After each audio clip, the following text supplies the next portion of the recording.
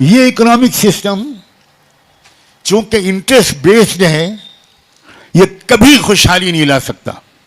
میں کسی بھی ماہر اقتصادیات سے ڈیبیٹ کرنے کو تیار ہوں. اللہ کا شکر ہے کہ پچھلے ملینیم کا آخری سال تھا، 1999 اور 2000 کے بیچ میں اقوام متحدہ UNO نے ورلڈ پولیٹیکل لیڈرز کی ایک سمٹ بلائی، اور اس کے بعد اس کے اگلے ہفتے دنیا بھر کے اسپریچول اور ریلیجس ہیڈز کی ایک سمٹ بلائی. ایک عجیب و غریب اتفاق سے میرا نام اس میں آ گیا. وہ بھی میں بتا دوں کس طرح آ گیا، ورنہ آپ ماشاءاللہ بدگمانی میں بہت آگے ہیں. ایک تنظیم ہے ورلڈ پارلیمنٹ آف ریلیجنز، اس کی کانفرنس ہونے والی تھی ساؤتھ افریقہ میں، ڈربن میں. اس کے لیے مجھے انویٹیشن آیا، میں نے قبول کر لیا. میں نے ایک پیپر لکھا اس میں پیش کرنے کے لیے، اور میں دلی پہنچ گیا. اگلے دن میری فلائٹ تھی. رات میں مجھے چیسٹ پین ہوا، مجھے اسکرٹس ہاسپٹل لے جایا گیا، اور ڈاکٹروں نے تھوڑا مجھے انڈر آبزرویشن رہنے کو کہا. انہیں ڈاؤٹ تھا کہ معاملہ کچھ ہارٹ کا ہے. انہوں نے کہا آپ اگلے ہفتے تک کوئی ہوائی سفر نہیں کر سکتے. اسپتال میں تو میں 24 گھنٹے رہا، پھر انہوں نے مجھے ڈسچارج کر دیا، لیکن سفر میں نہیں کر سکا ساؤتھ افریقہ کا. جب میں سفر نہیں کر سکا تو میں نے اپنا پیپر بھیج دیا اور ایک معذرت نامہ بھیج دیا. UNO میں جب سمٹ بلائی گئی تو انہوں نے ورلڈ پارلیمنٹ آف ریلیجن سے نام مانگے، تو اسلام کی نمائندے کی حیثیت سے 2-4 اور بڑے ناموں کے ساتھ مجھ چھوٹے کا بھی نام انہوں نے بھیج دیا. میں نے ان کو جواب دیا کہ اتفاق سے جن دنوں میں اقوام متحدہ کی وہ کانفرنس ہونے والی ہے، ان دنوں میں اپنے نجی سفر پر امریکہ ہی میں ہوں گا، اور انشاءاللہ کوشش کروں گا کہ میں اس سمٹ میں آ جاؤں.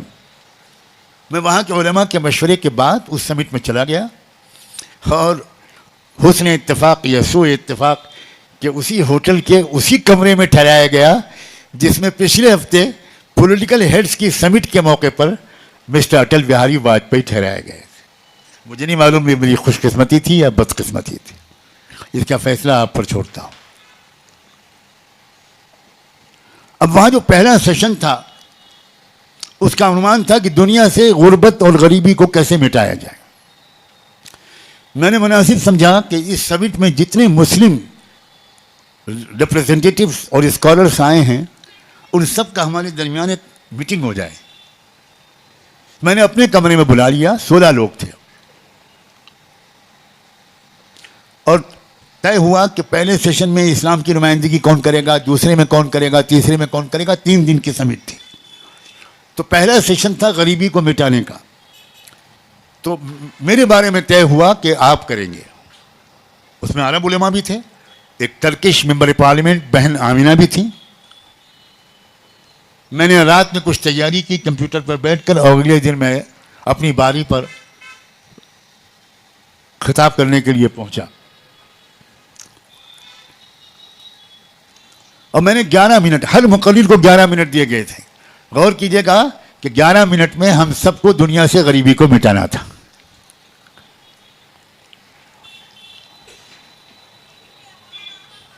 تو میں نے 10.5 منٹ میں اپنی بات ختم کر دی. اس 10.5 منٹ میں میں نے کوئی نام نہیں لیا، نہ قرآن کا، نہ حدیث کا، نہ رسول اللہ کا، نہ اللہ کا، نہ اسلام کا، بلکہ صرف یہ کہا کہ نئے فارمولے پر غور کرنے کے بجائے ایک کامیاب ترین تجربہ انٹائر ہیومن ہسٹری میں جو ہو چکا ہے، میں سجیسٹ کرتا ہوں کہ اس تجربے پر غور کرنے کے لیے کمیٹی بنائی جائے. اور میں نے اس رسول اللہ صلی اللہ علیہ وسلم نے جس طرح غریبی کو دور کیا تھا، اسلام اور حضور کا، قرآن کا نام لیے بغیر، میں نے اس کو کچھ اپنی ٹوٹی پھوٹی زبان میں ایکسپلین کرنے کی کوشش کی. آپ یقین مانیے یہ ہے اسلام کا کمال. کاش کہ ہم سچے مسلمان ہوں اور ہر مجلس میں اسلام کو پیش کرنے والا حوصلہ اور علم ہمارے پاس ہو. تو جیسے ہی میں اپنی پوڈیم سے ہٹا، کوفی عنان صاحب UNO کے سیکرٹری جنرل جو اس کے صدارت کر رہے تھے وہ کھڑے ہو گئے، اور انہوں نے کہا کہ نعمانی صاحب نے پہلی بار ایک پریکٹیکل فارمولہ پیش کیا ہے میں سجیسٹ کرتا ہوں کہ اگر آپ سب لوگ اجازت دیں تو ان کو دوبارہ 11 منٹ کے لیے بلا لیا جائے. میری آنکھوں میں آنسو آ گئے, کیونکہ واللہ یہ کمال سجاد کا نہیں تھا, یہ کمال اسلام کا تھا. میں واپس آیا, لوگوں نے سب نے کہا یہ, اور اب دوبارہ آنے کے بعد میں نے قرآن, رسول اللہ, نظام زکوٰۃ سب کچھ بیان کیا. اور میں نے یہ کہا کہ ایک ہے زکوٰۃ بیسڈ اکانومی اور ایک ہے انٹرسٹ بیسڈ اکانومی. انٹرسٹ کا مطلب ہوتا ہے غریبوں کا پیسہ امیروں کے پاس کیسے جائے, یہ ہے انٹرسٹ کا مطلب. اور زکوٰۃ کا مطلب ہوتا ہے کہ امیروں کا پیسہ غریبوں کے پاس کیسے جائے. جب تک انٹرسٹ بیسڈ اکنامی ڈیمالش نہیں ہوگی اور جب تک زکوٰۃ بیسڈ اکنامی اسٹیبلش نہیں ہوگی, you can never eliminate the poverty from the world. آپ کبھی بھی غریبی کو نہیں مٹا سکتے. اب آگے آخری بات کیا کہ میں بات ختم کرتا ہوں. مجھے کیا معلوم تھا کہ آڈینس میں کون کون لوگ موجود ہیں. اس کے بعد لنچ کا وقت آ گیا. میں انڈیا سے جو گئے تھے لوگ, وشو ہندو پریشد کے نمائندے, ہندو دھرم کی نمائندگی کے لیے اشوک سنگل صاحب تھے, گری راج کشور تھے, اما بھارتی تھیں, اور اس طرح کے 2-3 لوگ اور تھے. ان لوگوں نے بڑا زبردست سواگت کیا, اور انہوں نے کہا کہ نوالی صاحب آج آپ نے بھارت کی شان بڑھا دی. اسلام کی شان بڑھائی, یہ تو بیچارے کہہ نہیں پائے, لیکن اب بھارت کا نام روشن کر دیا. آئیے ہمارے ساتھ بیٹھیے. میں انہی کے ساتھ بیٹھا کھانے کے لیے. ابھی اسٹارٹر آنا شروع ہوا تھا کہ ایک ورکر آئے سینئر, انہوں نے کہا کہ مسٹر سیکرٹری جنرل اپنی ٹیبل پر آپ کو بلا رہے ہیں. میں ان سب سے اجازت لے کر وہاں چلا گیا. کوفیلر صاحب نے یہ کہا کہ یہ جو میری وائف بیٹھی ہیں, شی از مسمرائزڈ بائی یور اسپیچ. اور اتفاق سے میں نے غانا کی مثال دی تھی, اور مجھے نہیں معلوم تھا کہ کوفی عنان ان کی وائف دونوں غانا کے رہنے والے ہیں, افریقہ کا پوریسٹ کنٹری. اور میں نے غانا کی مثال دی کہ اگر نیو یارک کا جو بجٹ ہے, جو سرپلس انکم ہے نیو یارک کی, میں نے رات میں کمپیوٹر پر بیٹھ کے نکالی تھی کہ اتنے بلین ڈالر ہے, اگر وہ سرپلس انکم غانا کی غریبی کو دور کرنے پر لگا دی جائے تو 3 سے 7 سال میں غانا ایک ڈیولپ کنٹری بن جائے گا.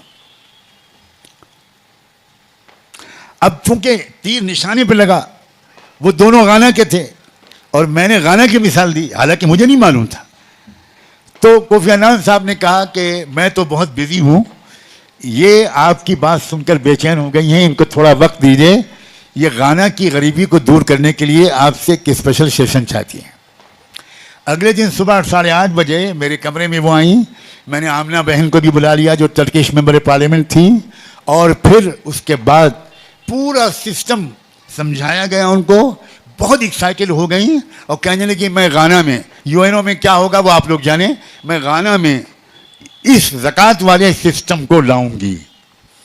چنانچہ آپ کو خوشی ہوگی, انشاءاللہ ایمان بڑھے گا.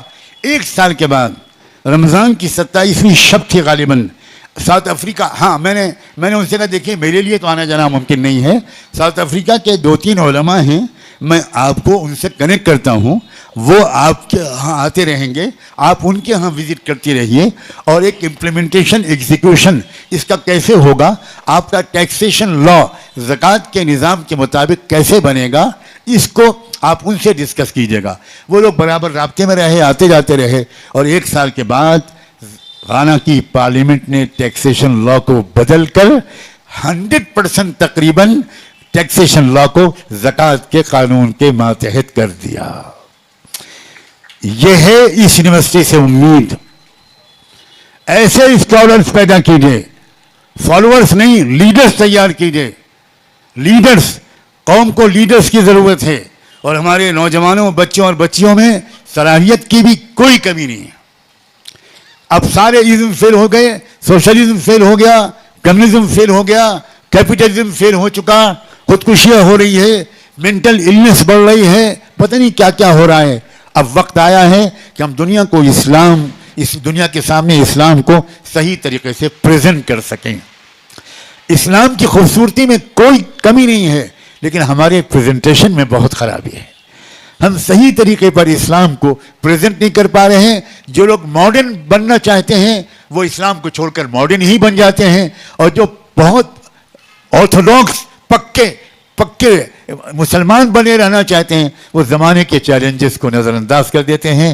اسی چیلنج کو فیس کرنے والی ایک ینگ جنریشن تیار ہو اس یونیورسٹی سے اور اس طرح کی اور یونیورسٹیوں سے. انہی دعاؤں پر اور آپ کے شکریہ پر میں اپنی بات کو ختم کرتا ہوں. جزاکم اللہ, بہت بہت شکریہ.